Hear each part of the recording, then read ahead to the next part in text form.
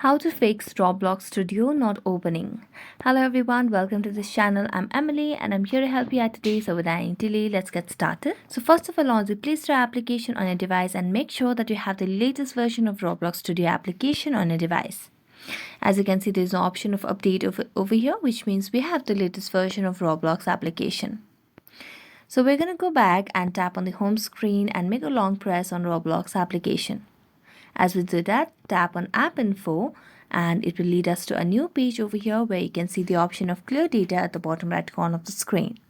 So tap on it and then you can delete all data if it's possible, and if it's not, you can just clear the cache. I'm going to delete all data.